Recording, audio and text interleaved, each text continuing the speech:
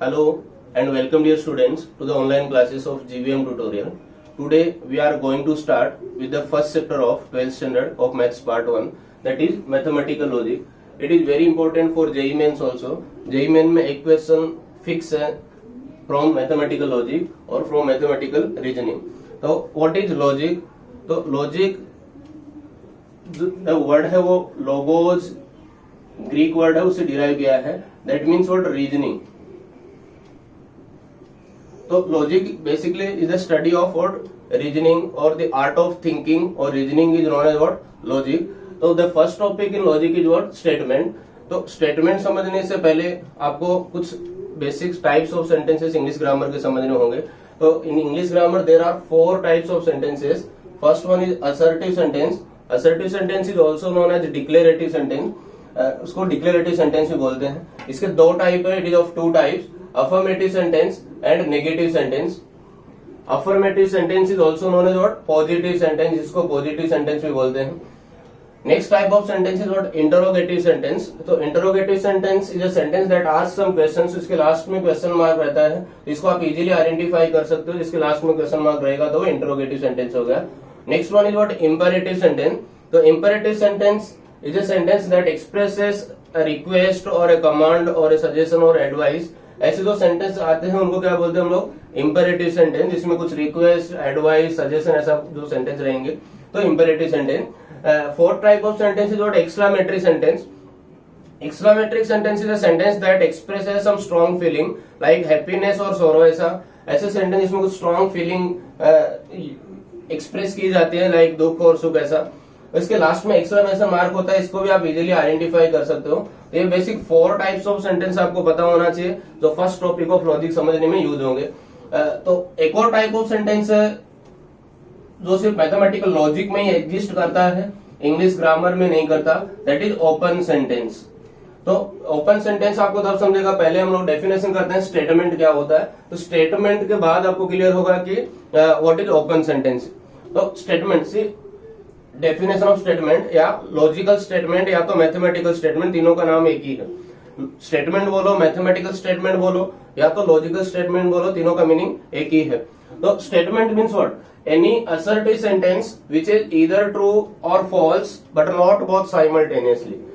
That means what? ऐसा assertive sentence या ऐसा डिक्लेरेटिव सेंटेंस जिसका आंसर हमें ट्रू में मिले या तो फॉल्स में मिले, लेकिन दोनों नहीं होना चाहिए साइमल्टेनियसली, कि ट्रू भी है या फॉल्स भी है, या आज ट्रू है कल फॉल्स हो गया. फिक्स ट्रू है तो वो ट्रू होना चाहिए, फॉल्स है तो फॉल्स होना चाहिए. तो ही असर्टिव सेंटेंस को, ऐसे असर्टिव सेंटेंस को हम लोग क्या बोलेंगे? क्योंकि वो स्टेटमेंट है, अदरवाइज वो स्टेटमेंट नहीं होगा. दैट मीन्स बाय डेफिनेशन हमने interrogative sentence, imperative sentence, exclamatory sentence and open sentence को एक्सक्लूड कर दिया कि वो स्टेटमेंट नहीं होते, और असर्टिव सेंटेंस सिर्फ स्टेटमेंट होते हैं. लेकिन असर्टिव सेंटेंस में भी वैसे असर्टिव सेंटेंस जिनका आंसर हमें ट्रू या फॉल्स में मिलेगा उनको ही हम लोग मैथमेटिकल स्टेटमेंट या तो लॉजिकल स्टेटमेंट बोलेंगे. फॉर एग्जांपल, इफ आई से 2 + 2 = 4, तो इसका आंसर आपको ट्रू या फॉल्स में मिल रहा है क्या? यदि आपको इसका आंसर ट्रू या फॉल्स में मिल रहा है तो it is a logical statement. तो 2 + 2 सबको पता है 4 होता है, ये ट्रू स्टेटमेंट है, तो इसलिए ये लॉजिकल स्टेटमेंट है. नेक्स्ट सपोज इफ आई से ओपन द डोर, तो ओपन द डोर, इसमें कुछ ये इंपेरेटिव सेंटेंस, इसमें कुछ रिक्वेस्ट है तो कमांड दिया जा रहा है. तो ऐसे सेंटेंस इंपेरेटिव सेंटेंस में आते हैं, इसका ट्रू या फॉल्स हम लोग डिफाइन नहीं कर सकते. That's why it is not a logical statement. तो इंपेरेटिव सेंटेंस है, that's why it is not a logical statement. तो open the door logical statement नहीं है क्योंकि ये इंपेरेटिव सेंटेंस है. Next suppose if I say, next question, what is your name. तो what is your name, तो इसके में क्वेश्चन पूछा जा रहा है, लास्ट में क्वेश्चन मार्क है, तो it is N interrogative sentence. तो इसका ट्रूथ वैल्यू डिफाइन नहीं होता, that's why it is not a logical statement. तो ये भी लॉजिकल स्टेटमेंट नहीं है, ये भी लॉजिकल स्टेटमेंट नहीं है. तो लॉजिकल स्टेटमेंट कौन सा है? सिर्फ 2 + 2 = 4, क्योंकि इसका आंसर हम ट्रू या फॉल्स में दे पा रहे हैं. नेक्स्ट सपोज मैंने लिखा कि 2 × 3 = 10. अब सब लोग बोलेंगे आपने तो रॉन्ग लिखा है. तो मैंने रॉन्ग जानबूझ के लिखा है, देखो आपको एक्सप्लेन करने के लिए कि ट्रू या फॉल्स हो रहा है कि नहीं. 2 × 3 इसका आंसर आप ट्रू या फॉल्स में दे पा रहे हो. यदि ये ट्रू है तो भी स्टेटमेंट है, फॉल्स है तो भी स्टेटमेंट है. तो 2 × 3 6 होता है, लेकिन हमने 10 लिखा है, मतलब फॉल्स स्टेटमेंट है. और जिस भी असर्टिव सेंटेंस का आंसर हमें ट्रू या फॉल्स में मिलेगा, ऐसे असर्टिव सेंटेंस को ही हम लोग लॉजिकल स्टेटमेंट बोलते हैं। तो ये भी लॉजिकल स्टेटमेंट है क्योंकि इसका आंसर हमें फॉल्स में मिल रहा है। Next type of sentence, may God bless you. May God bless you, ये क्योंकि एक्सक्लेमेटरी सेंटेंस है, लास्ट में एक्सक्लेमेशन मार्क देके भी आप आइडेंटिफाई कर सकते हो, तो it is not a logical statement because it is an exclamatory sentence. तो बाय डेफिनेशन सिर्फ असर्टिव सेंटेंस ही लॉजिकल स्टेटमेंट होते हैं। Imperative sentence, interrogative sentence and exclamatory sentences are not logical statement. तो सारे असर्टिव सेंटेंस भी logical statement नहीं होते। तो उसमें भी जैसे फॉर एग्जांपल इफ आई से the example is today is Sunday, today is Sunday, तो ये असर्टिव सेंटेंस तो है क्योंकि असर्शन में असर्शन है इसमें, टुडे इज संडे। तो लेकिन इसका आंसर हमें ट्रू या फॉल्स में मिल रहा है क्या कंफर्म? तो यदि मैं कहूँ ये संडे के लिए सेंटेंस बोल रहा हूँ, संडे के लिए मैं आपको पूछूं कि टुडे इज संडे, तो स्टेटमेंट ट्रू हो जाएगा। लेकिन अदर देन संडे यदि मैं किसी को पूछूं कि टुडे इज संडे, तो स्टेटमेंट क्या होगा? फॉल्स होगा। और बाय डेफिनेशन हमने लिखा है कि ऐसा असर्टिव सेंटेंस जिसका आंसर हमें ट्रू या फॉल्स में मिले, दोनों नहीं होना चाहिए कि आज ट्रू है कल फॉल्स हो गया, दोनों 50-50 है, ट्रू भी हो सकता है फॉल्स भी हो सकता है। तो जिसका आंसर हमें ट्रू या फॉल्स दोनों में मिलेगा वो स्टेटमेंट नहीं होते। तो today is Sunday assertive sentence है, बट इसका ट्रूथ वैल्यू यूनिवर्सल नहीं है, फिक्स नहीं है, आज ट्रू है कल फॉल्स है, that's why it is not a statement. तो ऐसे सेंटेंस जिसका ट्रूथ वैल्यू सिचुएशंस पे चेंज होते रहता है, ऐसे सेंटेंस को हम लोग बोलते हैं ओपन सेंटेंस, और ये सिर्फ मैथ्स लॉजिक में ही एग्जिस्ट करते हैं। तो जिनका ट्रूथ वैल्यू सिचुएशंस पे डिपेंड करते हैं, ऐसे सेंटेंस को हम लोग क्या बोलते हैं? ओपन सेंटेंस बोलते हैं। ओपन सेंटेंस जैसे और एग्जांपल आपको दूं, ये x इज लेस देन 5, तो x इज लेस देन 5 आप बता सकते हो कि x छोटा है 5 से, तो 5 से छोटा है क्या? अभी जब तक हमें x का वैल्यू कोई नहीं बताएगा तब तक हम डिफाइन नहीं कर सकते कि x is less than 5 true है कि फॉल्स है। यदि मैंने x का पर्टिकुलर वैल्यू दिया तो आप बता सकते हो कि ये ट्रू है या तो फॉल्स है, लेकिन जब तक हमें x के वैल्यूज नहीं पता होंगे हम इसको डिफाइन नहीं कर सकते। तो ये भी सिचुएशन पे डिपेंड कर रहा है, तो ये सेंटेंस क्या हो गया? ओपन सेंटेंस आ जाएगा, ये भी लॉजिकल स्टेटमेंट नहीं है। नेक्स्ट सपोज इफ आई से it is green in colour, अभी हमें नहीं पता कि इट किसके लिए आया है, ग्रीन इन कलर। यदि मैं सच में किसी ग्रीन कलर के बारे में बात करूं तो सेंटेंस क्या हो जाएगा? ट्रू हो जाएगा। लेकिन अदर देन ग्रीन यदि मैं बात करूं तो सेंटेंस क्या हो जाएगा? फॉल्स हो जाएगा। तो इट हमें नहीं पता किसके लिए यूज हुआ है, दैट्स व्हाई इसका जो ट्रूथ वैल्यू हो वो ट्रू या फॉल्स हो बताना है, वो कंडीशंस पे डिपेंड कर रहा है, इसलिए स्टेटमेंट नहीं होगा। तो ये भी ओपन सेंटेंस के लिए स्टेटमेंट नहीं है। नेक्स्ट सपोज इफ आई से he is a very good student, is a very good student. अब इसमें भी हमें नहीं पता ये जो प्रोनाउन ही आया है किसके लिए आया है, कि वो गुड स्टूडेंट है। यदि सच में कोई गुड स्टूडेंट है तो उसके लिए यदि मैं बोल रहा हूँ तो ट्रू हो जाएगा। लेकिन उसमें भी सब एग्री नहीं होंगे कि ये गुड स्टूडेंट ही है, कुछ लोग उसके राइवल होंगे, वो नहीं मानेंगे कि ये गुड स्टूडेंट है, तो ये भी लॉजिकल स्टेटमेंट नहीं होगा। तो जिसमें भी प्रोनाउन आ रहे हैं, he she it I we you they this that this those, ये सब प्रोनाउन वाले सेंटेंस, या कोई नेम आ गया जो नॉर्मल नेम है तो इसमें, तो ऐसे सेंटेंस क्या होंगे? लॉजिकल स्टेटमेंट नहीं होंगे। तो जिनका भी ट्रूथ वैल्यू वेरी करता है, जैसे एक और यदि बोलूं मैं कि maths is very easy subject, maths is very easy subject, अब ये जो मैथ्स का जो इजीनेस है वो सब डिपेंड करता है स्टूडेंट टू स्टूडेंट। तो ये किसी सच में जो मैथ्स वाले स्टूडेंट के लिए बोलूं ये वेरी इजी सब्जेक्ट है तो वो सब बोलेंगे कि हाँ सच में सर इजी सब्जेक्ट है। लेकिन जिसको मैथ्स नहीं पसंद है तो वो लोग बोलेंगे नहीं सर हमारे लिए इजी सब्जेक्ट नहीं है। तो इसका ट्रूथ वैल्यू चेंज कर वेरी कर रहा है पर्सन टू पर्सन या फ्रॉम सिचुएशन टू सिचुएशन। तो ये भी क्या हो गया? ओपन सेंटेंस हो गया। ये सब ओपन सेंटेंसेस लॉजिकल स्टेटमेंट नहीं होता। तो डेफिनेशन क्या हो गया स्टेटमेंट का कि सिर्फ असर्टिव सेंटेंस ही स्टेटमेंट होगा, लेकिन उसमें भी कंडीशन क्या है? उसका आंसर हमें ट्रू या फॉल्स दोनों में से कोई एक होना चाहिए, ट्रू होना चाहिए या तो फॉल्स होना चाहिए, दोनों नहीं होना चाहिए। तो any assertive sentence which is either true और false but not both simultaneously is called as what? Statement or logical statement or mathematical statement. Statements are usually denoted by small letters P, Q, R, S ऐसे letter से denote करते हैं हम लोग। Suppose today is Sunday, suppose statement यदि होता तो इसको मैं डिनोट कर रहा हूं तो P today is Sunday. 2 is an even number, suppose मैं Q से डिनोट कर दिया 2 is an even number, 2 is even number.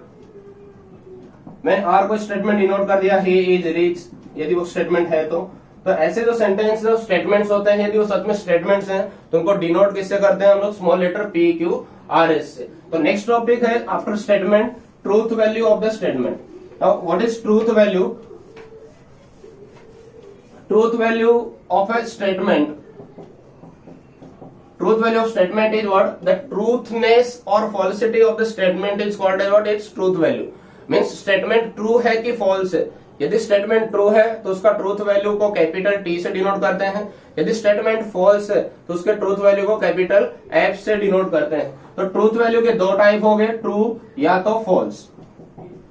किसी भी assertive sentence जो आंसर हमें true या false मिल रहा है तो वो ट्रू हो सकता है या तो फॉल्स हो सकता है, उसी को हम लोग क्या बोलते हैं, उस स्टेटमेंट का ट्रूथ वैल्यू बोलते हैं।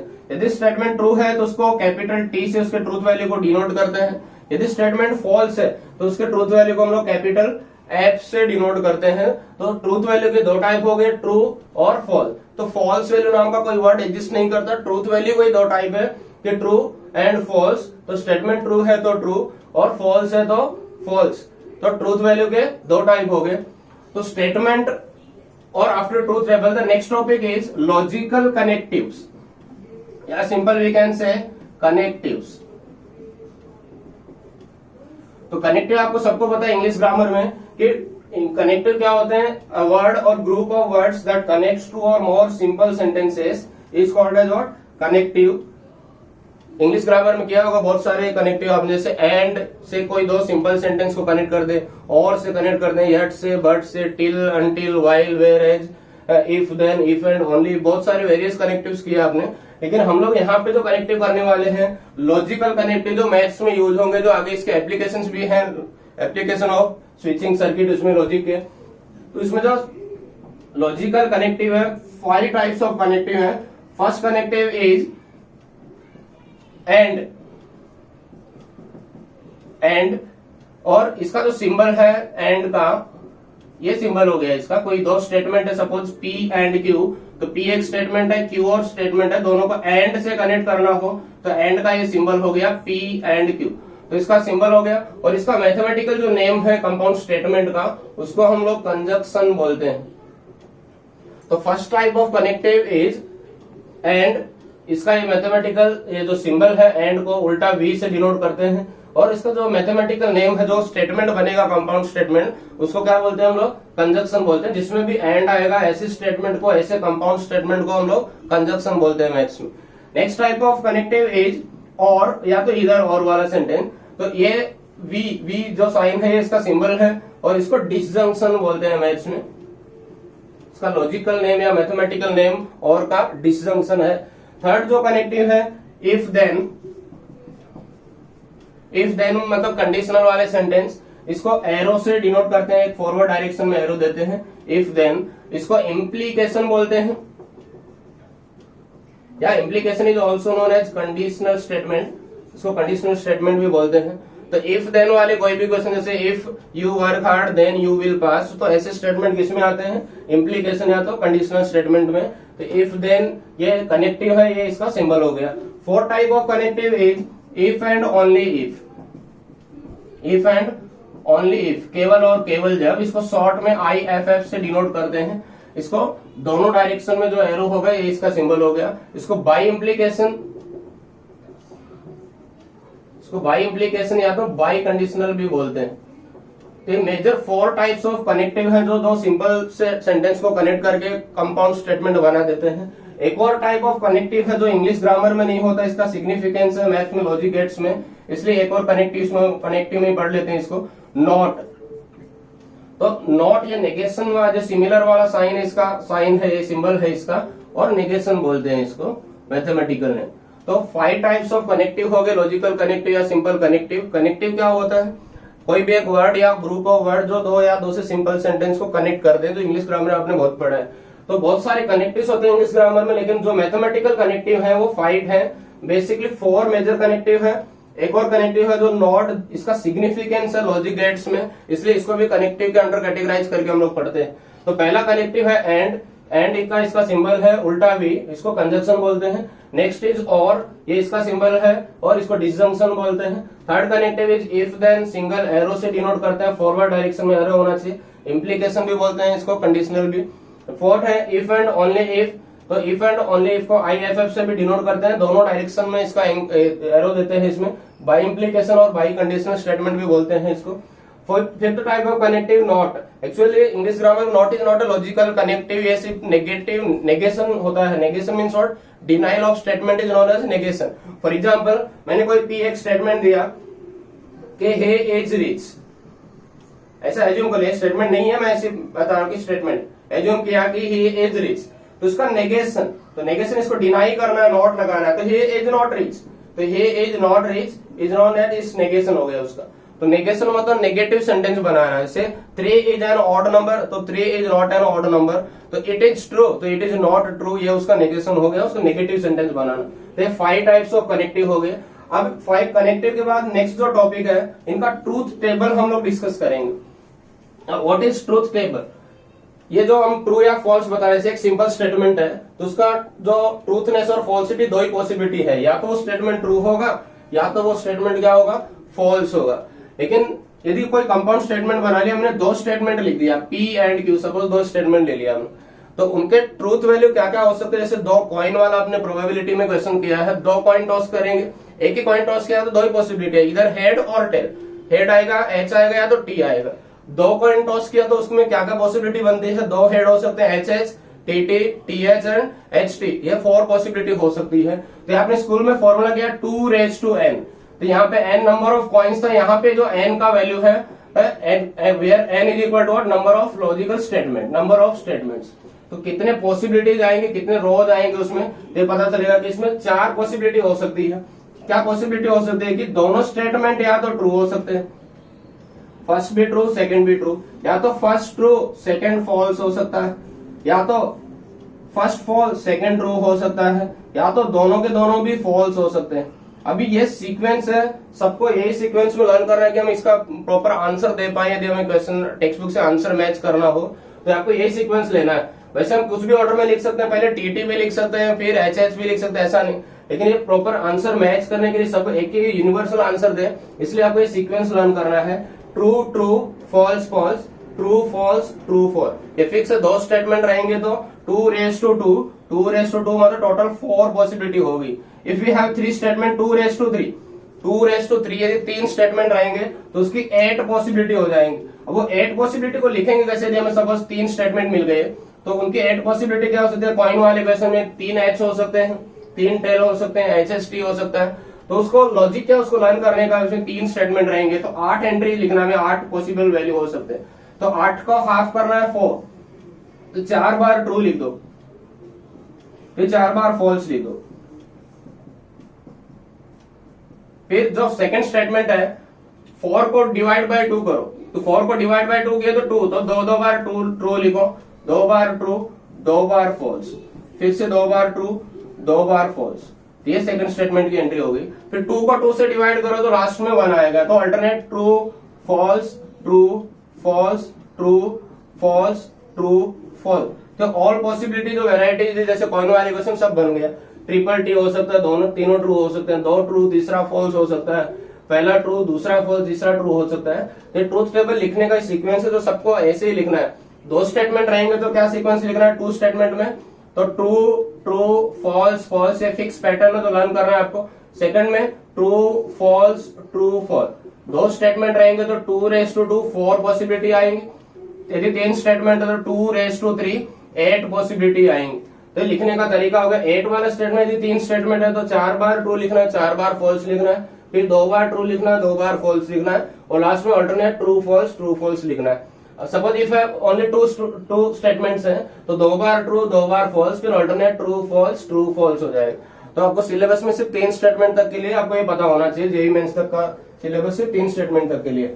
अभी ये 3 पॉसिबिलिटी इनके बारे में बताया मैंने कि ट्रूथ वैल्यू में क्या क्या एंट्री हो सकती है। अब जो जितने भी 5 टाइप्स के जो हमने कनेक्टिव किया है, एंड और if then if and only if and negation वाला नोट वाला, तो इनके अलग अलग ट्रूथ वैल्यू है। कि यदि सिंपल सेंटेंस है तो उसको हम बोल सकते हैं कि इसका आंसर ट्रू है या फॉल्स है। लेकिन कोई 2 सिंपल स्टेटमेंट को यदि हमने कनेक्ट कर दिया तो रिजल्टेंट स्टेटमेंट का आंसर ट्रू आएगा कि फॉल्स आएगा। उसी पॉसिबिलिटी को डिस्कस करने के लिए हम एक टेबल ड्रॉ कर रहे हैं, उन्हीं टेबल्स को क्या बोलते हैं? उसका ट्रूथ टेबल।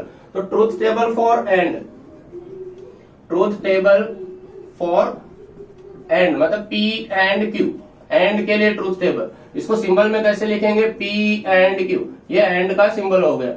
तो दो स्टेटमेंट सपोज हम ले रहे हैं P और Q, तो ये फिक्स एंट्री तो सबको याद हो जाना चाहिए, true true, false false, next true false true false. ये इंडिविजुअल स्टेटमेंट की पॉसिबिलिटी है। अब दोनों को सपोज मैंने एंड से कनेक्ट कर दिया, दो स्टेटमेंट को मैंने एंड से कनेक्ट कर दिया, तो उसका जो आंसर है, उसका जो ट्रूथ वैल्यू है, उसका आंसर ट्रू में मिलेगा कि फॉल्स में मिलेगा, वही हम डिस्कस करना चाह रहे हैं। तो इसको एक बेसिक एग्जांपल से समझते हैं, कि एग्जांपल लॉजिक के लिए नहीं, सिर्फ समझने के लिए मैं एग्जांपल दे रहा हूँ, लर्न करने के लिए टेबल के लिए। इसका बेसिक जो एप्लीकेशन है लॉजिक गेट्स में करते हैं हम लोग, जो फिजिक्स में भी है और इसमें भी स्विचिंग सर्किट का टॉपिक है। सपोज मैं जो एग्जांपल दिया आपको, दो स्टेटमेंट दिया कि आई वांट टू परचेज या I want a bike and A car, I want a bike and A car, मतलब इसमें दो सिंपल स्टेटमेंट है, दो सिंपल सेंटेंस है। I want a bike and दूसरा सिंपल सेंटेंस क्या होगा? I want a car. तो इसमें मैंने एंड लिखा है, एंड मतलब दोनों चाहिए, मुझे बाइक भी चाहिए और कार भी चाहिए। तो मुझे बाइक भी चाहिए और कार भी चाहिए, तो मेरा काम हो गया, मतलब ट्रू आ गया स्टेटमेंट, दोनों होगा ही। तो मेरे पास बाइक है, मैंने बाइक परचेज किया लेकिन कार नहीं किया, मतलब मेरा काम नहीं हुआ, अभी भी मेरी इच्छा पूरी नहीं हुई। I want a bike and car, मतलब दोनों होंगे तो ही ट्रू होगा। मेरे पास बाइक नहीं है लेकिन कार है, फिर भी मेरा जो ड्रीम था वो पूरा नहीं हुआ, तो भी ये स्टेटमेंट फॉल्स हो जाएगा। मेरे दोनों के दोनों जो ड्रीम है पूरे नहीं हुए, बाइक भी नहीं है कार भी नहीं है, तो स्टेटमेंट ऑब्वियसली क्या होगा? फॉल्स हो गया। तो ये लर्न करने का बेसिक तरीका होगा कि एंड के लिए स्टेटमेंट ट्रू कब होगा? ट्रू एंड ट्रू होगा तो ही ट्रू होगा, मतलब दोनों जो ड्रीम्स है फुलफिल होंगे तो ही हमारा जो रिजल्टेंट ड्रीम है वो फुलफिल होगा, नहीं तो बाकी केस में क्या होगा? वो फॉल्स हो जाएगा। तो एंड के लिए जो बेसिक रूल हो गया, एंड के लिए ट्रू एंड ट्रू, ऐसे दो एंड में दोनों ट्रू होंगे तो ही स्टेटमेंट क्या होगा? ट्रू होगा, बाकी किसी भी केस में स्टेटमेंट क्या होगा? फॉल्स हो जाएगा। दोनों एफ आ गए तो भी वो फॉल्स है, पहला फॉल्स दूसरा ट्रू है तो भी फॉल्स है, पहला ट्रू दूसरा फॉल्स है तो भी फॉल्स हो गया। तो एंड का जो बेसिक जो रूल है, की वर्ड है, वो क्या हो गया? True and true is true, मतलब T and T is T. Next example करते हैं, नेक्स्ट ट्रूथ टेबल करते हैं हम लोग, ट्रूथ टेबल फॉर P और Q। और Q के लिए तो और का ये सिंबल हो गया P और Q, ये सबको पता, दो स्टेटमेंट रहेंगे तो ये फिक्स एंट्री सबको लिखना ही है, true true, false false, true false, true false लिखना है। इन दोनों सिंपल स्टेटमेंट को मैंने और से कनेक्ट कर दिया, P और Q से, P और Q से कनेक्ट कर दिया, और से। तो और means what? I want a bike और ए कार। अब और मतलब एक चॉइस मिल गया, मैं मुझे बाइक चाहिए या तो कार चाहिए, मुझे एक भी मिल जाएगा तो मेरा काम हो जाएगा। तो यदि मुझे बाइक भी मिल गया कार भी मिल गया तो बहुत अच्छी चीज है, ट्रू, मेरा ड्रीम पूरा हो गया। मुझे बाइक मिल गया लेकिन कार नहीं मिला तो भी चलेगा, आई वॉन्ट अ बाइक और ए कार, एक ही काम मुझे मिला तो भी मेरा ड्रीम पूरा हो गया, तो इस केस में भी ट्रू हो गया। मुझे बाइक नहीं मिला लेकिन अच्छा है कि मुझे कार मिल गया, तो ये तो और अच्छी चीज होगी, सोने पे सुहागा, तो इसमें भी ट्रू होगा। मुझे बाइक भी नहीं मिला कार भी नहीं मिला तो मेरा जो ड्रीम था वो तो फुलफिल हुआ ही नहीं, तो इस केस में फॉल्स हो जाएगा। तो फॉल्स कब होगा? और के लिए दोनों भी फॉल्स होंगे, एफ और एफ, तो ही क्या होगा? रिजल्टेंट स्टेटमेंट फॉल्स होगा, नहीं तो रिजल्टेंट स्टेटमेंट क्या होगा? ट्रू आ जाएगा। तो और के लिए जो बेसिक रूल हो गया, एफ और एफ, एफ और एफ इज एफ, बाकी सब केस में क्या होगा? वो ट्रू होगा। तो अदरवाइज सब जो ट्रू और ट्रू आया तो भी ट्रू हो जाएगा, ट्रू और ट्रू ट्रू, ट्रू और फॉल्स तो भी ट्रू, फॉल्स और ट्रू तो भी ट्रू। तो और में दोनों के बीच में और है तो दोनों फॉल्स होंगे तो ही रिजल्टेंट स्टेटमेंट फॉल्स आएगा, नहीं तो स्टेटमेंट क्या होगा? ट्रू हो जाएगा। तो हमने दो टेबल पढ़ा, एक एंड के लिए और ऑल के लिए। तो एंड के लिए क्या था? True and true, true and true true, बाकी सब फॉल्स हो जाएंगे। और के लिए फॉल्स और फॉल्स फॉल्स, बाकी सब ट्रू हो जाएंगे, उसका उल्टा, और एंड का उल्टा हो गया। ये ट्रूथ टेबल हो गया किसके लिए? और के लिए।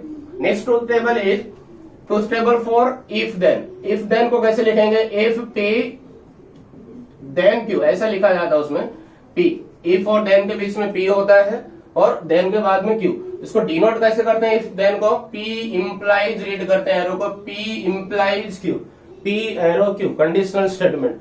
तो इसमें भी दो स्टेटमेंट है, तो क्या क्या रिजल्टेंट स्टेटमेंट हो सकता है एरो के लिए? ट्रू ट्रू, फॉल्स फॉल्स, ये कॉमन एंट्री है, सब में लिखना है, ट्रू फॉल्स ट्रू फॉल्स, अब सपोज ये दो सिंपल स्टेटमेंट है, इनको मैंने कंपाउंड स्टेटमेंट बना दिया इफ देन से कनेक्ट करके, इफ पी देन क्यू ऐसा बना दिया।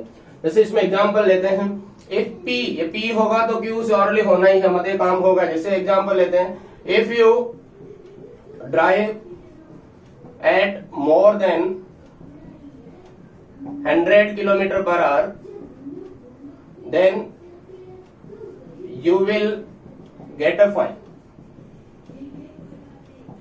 इफ देन मतलब कंडीशनल है, यहाँ पे कंडीशन रखा कि यदि आप 100 किलोमीटर पर आवर से ज्यादा स्पीड से गाड़ी चलाओगे तो आपको फाइन लगेगा। मतलब ये कंडीशन तो है ही फाइन लगने की, ये फिक्स है कि इस कंडीशन में यदि आपने 100 किलोमीटर से ज्यादा गाड़ी स्पीड से चलाया तो आपको फाइन लगना फिक्स है।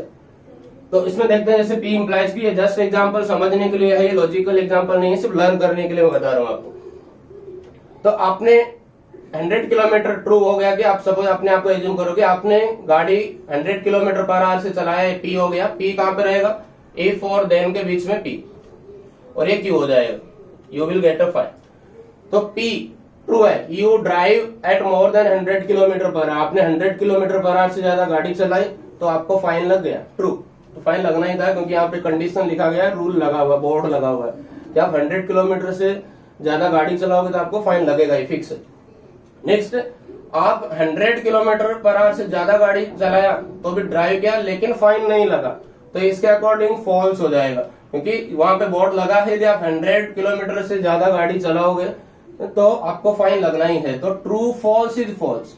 नेक्स्ट, आपने 100 किलोमीटर पर आवर से ज्यादा गाड़ी नहीं चलाई फिर भी फाइन लग गया। कोई पर्सन आया, यार मैं तो चलाया नहीं फिर भी मुझे फाइन लग गया, तो हो सकता है फाइन लग गया, ये बोर्ड इसके लिए तो लगेगा। दूसरा और कंडीशन जो हमें बताया नहीं, हो सकता है आपने कि गाड़ी ठोक दिया हो, या आपके पास लाइसेंस नहीं हो, या और कोई केस हो, कोई गाड़ी के प्रॉपर पेपर नहीं हो, तो उस केस में भी आपको फाइन लग सकता है। तो ये क्या होगा, स्टेटमेंट ट्रू हो जाएगा।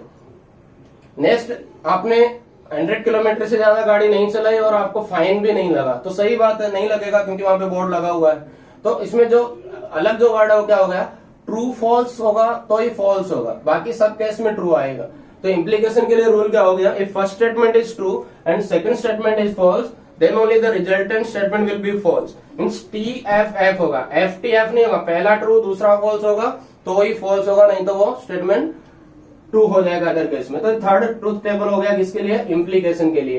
तो 3 टेबल हमने पढ़ा एंड के लिए। एंड के लिए true and true is true, और के लिए F और F इज F, और इम्प्लीकेशन के लिए TF इज F। बाकी हर केस में उसका उल्टा हो जाएगा, एंड में दोनों ट्रू है तो ट्रू, बाकी सब केस में फॉल्स, और के लिए दोनों फॉल्स है तो फॉल्स, बाकी सब केस में ट्रू। इम्प्लीकेशन के लिए ट्रू फॉल्स रहेगा तो फॉल्स, बाकी सब केस में क्या हो जाएगा, ट्रू हो जाएगा। तो 3 ट्रूथ टेबल हो गया उनका रिजल्टेंट स्टेटमेंट का। नेक्स्ट जो ट्रूथ टेबल है, truth table for if and only if. तो इसको क्लीन करते हैं, P if and only if Q। If and only if का साइन है, हमने किया पहले, तो इसको सिंबल में डिनोट कैसे करेंगे, P double arrow Q, double implies Q। अब डबल इंप्लाइज का मतलब दोनों तरफ से कंडीशन ट्रू होना चाहिए तो ही वो स्टेटमेंट ट्रू होगा, ये दोनों तरफ से फॉल्स है तो भी ट्रू होगा। जैसे for example, a triangle is equilateral if and only if it is equiangular।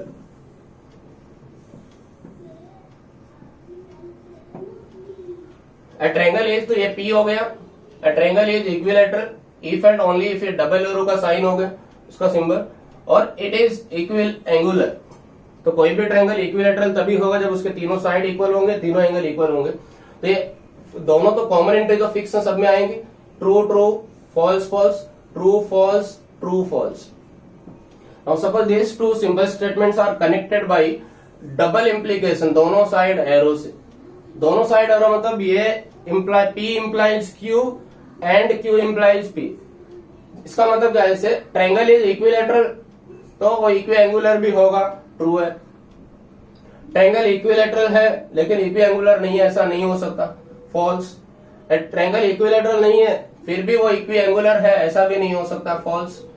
False का मतलब क्या, ट्रायंगल इज नॉट इक्विलेटरल तो इट इज नॉट इक्विएंगुलर, सही बात है, नहीं होगा। तो इक्विलेटरल ट्रायंगल है तो इक्विएंगुलर होगा, ट्रू है। इक्विलेटरल है लेकिन इक्विलेटरल है लेकिन इक्विएंगुलर नहीं है, ऐसा नहीं हो सकता, वो होगा ही, क्योंकि इक्विलेटरल है मतलब इक्विएंगुलर होना ही है। इक्विलैटरल नहीं है लेकिन इक्वी एंगुलर है, ऐसा नहीं हो सकता, तो भी फॉल्स हो जाएगा। तो यहाँ पे इक्वी फॉल्स मतलब उसका नेगेशन ले लिया हमने। ट्रायंगल इज नॉट इक्विलैटरल, तो triangle is not equi angular, तो दोनों केस में फॉल्स। हाँ सही बात है, नहीं इक्विलैटरल तो नहीं इक्वी एंगुलर होगा, तो ट्रू हो गया। तो इसके लिए जो टेबल हो गया क्या हो गया कि दोनों सेम वैल्यू होंगे तो ही ट्रू आएगा। ट्रू एंड ट्रू के केस में भी ट्रू होगा, फॉल्स एंड फॉल्स के केस में भी क्या होगा, ट्रू होगा। मतलब दोनों सेम वैल्यू होना चाहिए, तो डबल इम्प्लीकेशन वाला जो स्टेटमेंट है कंपाउंड स्टेटमेंट वो ट्रू होगा। तो ट्रू, इसके लिए क्या रूल हो गया, ट्रू एंड ट्रू भी ट्रू होगा, एंड फॉल्स और जो फॉल्स है दोनों डबल इम्प्लीकेशन में तो भी ट्रू होगा। तो इसके लिए दो रूल्स हो गए, दोनों सेम वैल्यू होगा तो true, otherwise false. True true भी ट्रू, फॉल्स फॉल्स भी ट्रू हो जाएगा। तो truth table for double implication हो गया बाय इम्प्लीकेशन के लिए। तो लास्ट ट्रूथ टेबल है नेगेशन के लिए। अभी हमने किया कि negation is not a connective in English grammar, दो सिंपल सेंटेंस को कनेक्ट नहीं करता। Negation is just the denial of statement, means negative, not deny कर देना, नकार देना हमें। जैसे 2 is even number, 2 is not an even number, तो एक ही सिंपल स्टेटमेंट है, उसी को हम नेगेटिव बनाते हैं, उसी को हम नेगेशन बोलते हैं। तो suppose we have only single statement, तो truth table for negation, negation मतलब negation of P, not P. तो एक ही स्टेटमेंट तो ऑब्वियसली इसके दो ही ट्रूथ वैल्यू आएंगे, या तो ट्रू होगा या तो फॉल्स होगा। तो ट्रू या तो फॉल्स, दो ही पॉसिबिलिटी है। 2 एक ही स्टेटमेंट है तो उसकी दो पॉसिबिलिटी, 2 स्टेटमेंट है तो उसकी 4 पॉसिबिलिटी, 3 स्टेटमेंट है तो उसकी 8 पॉसिबिलिटी, 4 स्टेटमेंट है तो उसकी 16 पॉसिबिलिटी, एंड सो ऑन। ऐसे चलते जाओ आपको, क्योंकि आपको जो सिलेबस है उसमें 3 स्टेटमेंट तक है, अप टू जेईई मेंस तक। तो सपोज पी एक स्टेटमेंट है, सिंपल स्टेटमेंट, उसका ट्रू और फॉल्स दो पॉसिबिलिटी है, and we want to find the negation of that statement, मतलब उसको डिनाई करना चाहते हैं। तो ट्रू है उसको डिनाई क्या होगा, फॉल्स हो जाएगा, और फॉल्स है उसको डिनाई क्या हो जाएगा, ट्रू हो जाएगा। तो ये ट्रूथ टेबल हो गया किसका, नेगेशन का ट्रूथ टेबल हो गया। इसमें दो स्टेटमेंट क्यों नहीं लिखा हमने, क्योंकि एक सिंपल स्टेटमेंट है, इसका सिर्फ डिनाई करने वाला है, कि कोई दो कनेक्टिव, इसमें कोई दो सिंपल सेंटेंस को कनेक्ट नहीं करता, not is just denial of the simple statement. तो इसका जो ट्रूथ टेबल हो गया वो क्या हो गया, negation of true is false and negation of false is true, negation of true is false and negation of true is false, and false का ट्रू हो जाए। ये 5 कीवर्ड हो गए जो आपको एक्सरसाइज में समझने के लिए इंपॉर्टेंट होंगे। एंड के लिए true and true is true, बाकी सब फॉल्स होंगे। और के लिए एफ और एफ इज फॉल्स, बाकी सब ट्रू होंगे। इम्प्लीकेशन के लिए ट्रू फॉल्स इज फॉल्स, बाकी सब ट्रू होंगे। ट्रू फॉल्स, इसमें देखो आधे लोग कंफ्यूज होते हैं, पहला ट्रू दूसरा फॉल्स आएगा तो ही फॉल्स होगा, पहला फॉल्स दूसरा ट्रू आए तो फॉल्स नहीं होगा। True T F is F T is not F, ये ट्रू हो जाएगा, इस केस में ट्रू हो जाएगा। तो इसका जो बेसिक रूल है, इसमें देखो कुछ फर्क नहीं पड़ेगा, इसको दोनों को आप सफल किए तो ट्रू इधर, इस ट्रू को इधर करो तो भी वही आंसर है, लेकिन इसमें फर्क पड़ेगा। टी एफ होगा तो ही एफ टी होगा तो फिर वो ट्रू हो जाएगा, इसमें भी कुछ फर्क नहीं पड़ेगा। इस टी को इधर लाओ, इस टी को इधर लाओ, तो दोनों ट्रू होंगे तो ट्रू, दोनों फॉल्स होंगे तो भी ट्रू। इसमें दोनों सेम होंगे, इसको लर्न कैसे करना, दोनों सेम होंगे तो ट्रू, अदरवाइज फॉल्स हो जाएगा। नेगेशन तो सिंपल है, ट्रू का नेगेशन फॉल्स एंड फॉल्स का नेगेशन क्या होगा, ट्रू हो जाएगा। तो ये 5 क्या हो गए, इसके ट्रूथ टेबल्स हो गए। तो आज हमने पढ़ा स्टेटमेंट क्या होता है। Statement is what, any assertive sentence which is either true और false but not both simultaneously is called as what, statement. तो ऐसा असर्टिव सेंटेंस जिसका आंसर हमें ट्रू या फॉल्स में मिलेगा, उसी स्टेटमेंट को, उसी असर्टिव स्टेटमेंट को हम लोग क्या बोलते हैं, लॉजिकल स्टेटमेंट बोलते हैं। स्टेटमेंट में मींस बाय डेफिनेशन हमने interrogative sentence, imperative sentence, exclamatory sentence and open sentence को स्टेटमेंट नहीं बोला। मतलब ऐसे सेंटेंस आएंगे तो स्टेटमेंट नहीं होंगे, because of interrogative sentence, imperative sentence, exclamatory sentence and open sentence, क्योंकि उनका ट्रूथ वैल्यू डिफाइन नहीं होता। उसके बाद हमने 4 टाइप्स ऑफ कनेक्टिव किया, बेसिक 4 टाइप्स ऑफ। एक और कनेक्टिव है नोट, जो एक्चुअल कनेक्टिव नहीं है लेकिन इसका सिग्निफिकेंस है लॉजिक गेट्स में, इसलिए उसको भी कनेक्टिव पढ़ रहे हैं हम लोग।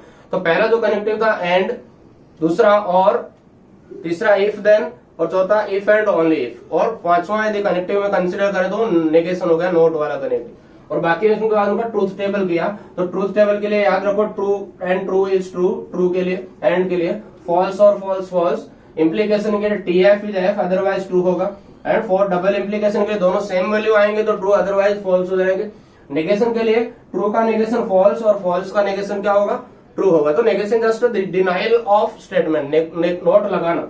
तो कुछ लोग नेगेशन बनाना भी नहीं जानते, जैसे फर्स्ट एक्सरसाइज में है, जैसे मैंने लिखा यहाँ पे पी एक स्टेटमेंट है, सपोज 2 + 2 = 4, तो इसका नेगेशन क्या हो जाएगा, 2 + 2 = = 4, बस जस्ट डिनाई करना है। ये इसका नेगेशन हो गया कि फाइंड द नेगेशन, ऐसा कोई क्वेश्चन आया।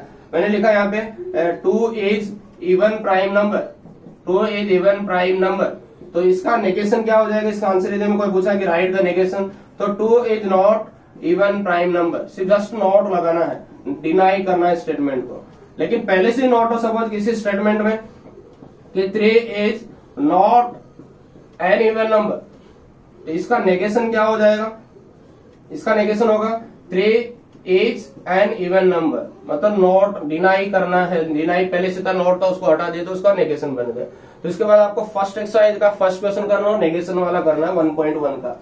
और हमने इसमें लॉजिकल कनेक्टिव जो उनका वर्ड का यूज किया, देखो right the following words in symbolic form. Symbolic form में लिखने के लिए भी कुछ स्टेटमेंट आता है कि सिंबल में लिखो, मतलब वर्बल फॉर्म में दिया रहेगा, स्टेटमेंट फॉर्म में कुछ स्टेटमेंट दिए रहेंगे, उनको बोलेगा कि उसमें क्या किसमें लिखो, सिंबल्स में लिख के लिखो। Right the following statement in symbolic form, जैसे फॉर एग्जांपल पहला, God is a metal and grass is green. तो लॉजिक में ऐसा नहीं कि कोई दो सेंटेंस कुछ दोनों लिंक होंगे, गॉड तो मेटल का अलग ही दे दिया, कोई भी दो सिंपल स्टेटमेंट को हम लोग किसी भी कनेक्टिव से कनेक्ट कर सकते हैं, उनका रियल लाइफ में कुछ कनेक्शन हो या नहीं हो। तो यहाँ पे सबसे पहले इनको सिंबॉलिक फॉर्म में लिखना है, तो सबसे पहला काम क्या है, इसमें आपको कनेक्टिव आइडेंटिफाई करना है। तो बेसिकली कनेक्टिव कौन से किया हमने, एंड, और, if and, if then, if and only, if and not, ये 5 कनेक्टिव्स है। तो उस कनेक्टिव को आइडेंटिफाई कर लो, उसको हमें सिंबल से लिखना है। तो इसका एंड का सिंबल आपको पता है, ये एंड का सिंबल है। तो इसका जो सॉल्यूशन होगा, इसका जो आंसर होगा वो क्या होगा, पहले पी कौन सा होगा, दो सिंपल स्टेटमेंट कौन सा है, ये पी, ये दो सिंपल स्टेटमेंट को कनेक्ट कर रहा है।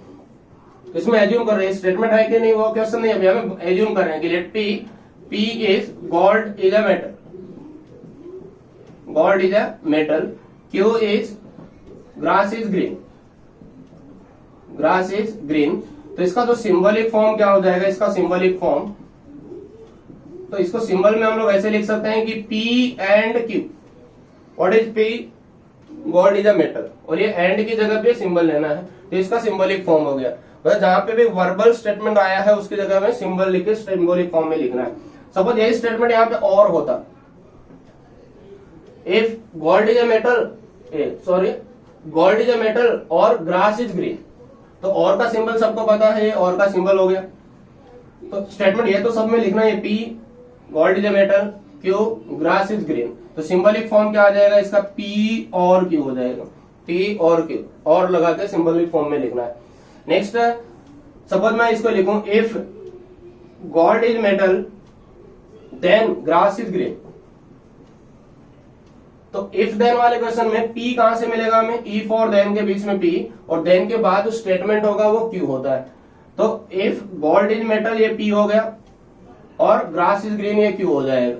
तो P Q ये तो लिख दिया। इसका सिंबॉलिक फॉर्म क्या होगा, इफ देन वाले को, इफ देन को डिनोट कैसे करते हैं, इफ P देन Q ऐसा लिखा जाता है, इफ P देन Q। और इसको सिंबॉलिक फॉर्म में कैसे लिखते हैं, P arrow Q, P implies Q लिखा जाता है। तो इसका सिंबॉलिक फॉर्म क्या आएगा, P implies Q means P arrow Q, इसका सिंबॉलिक फॉर्म हो जाएगा। सपोज नेक्स्ट जो कनेक्टिव है इसको ऐसे लिखा हमने कि God is a metal if and only if, ये IFF का शॉर्ट फॉर्म है, grass is green, God is a metal if and only if grass is green. तो यहाँ पे जो कनेक्टिव है कौन सा, if and only if means double arrow वाला। तो इसको लिखने का तरीका वैसे ये सब में देखो एज इट इज, जहाँ पे P एंड Q, तो डायरेक्ट एंड की जगह पे सिंबल ले लेते हैं, इसमें कोई कंफ्यूजन नहीं है। और के लिए भी P और Q, तो और की जगह पे हमें बस सिंबल लिख लेते हैं, बाकी कोई कंफ्यूजन नहीं। सिर्फ एरो वाले में ध्यान रखो, इफ की जगह पे डायरेक्ट एरो नहीं लिखते, इफ देन के बीच में जो सेंटेंस होता है वो P, उसके बाद एरो फिर Q हो जाएगा। डबल इम्प्लीकेशन में भी direct P if and only if Q, तो इसमें भी डायरेक्ट डबल इम्प्लीकेशन, इसकी जगह पे एरो लगा देते हैं हम लोग। इसका सिंबॉलिक फॉर्म क्या हो जाएगा, इफ एंड ओनली इफ का डबल एरो आ जाएगा कि God is metal, grass is green, if and only if से कनेक्ट है इसलिए डबल एरो हो गया।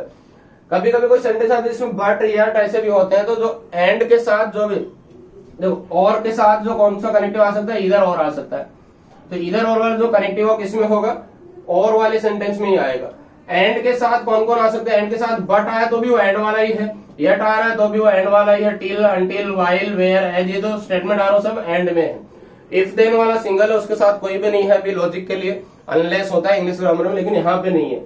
तो एंड बट आ रहा है तो भी एंड का सिंबल लेना है, येट आया तो भी एंड का सिंबल लेना है, टिल, अनटिल, वाइल, वेयर है, जो भी अदर सिंबल दिख रहे हैं वो एंड के साथ ही आएंगे। तो और के साथ फिक्स दो ही है, और ईदर और। इफ देन के साथ सिंगल है इफ और देन वाला, इफ एंड ओनली इफ के साथ भी सिंगल है इफ एंड ओनली इफ, और नेगेशन का तो बताइए नॉट, नथिंग, ऐसे नेवर वाले वर्ड, नेगेटिव वाले वर्ड। तो इसके बाद आपको फर्स्ट एक्सरसाइज कंप्लीट करना है 1.1, और 1.1 का जो भी डाउट रहेगा आप मुझे ग्रुप में या पर्सनल नंबर पे मुझे मैसेज करके पूछ सकते हो, जो भी डाउट हो। थैंक यू, आज के लिए इतना ही, धन्यवाद।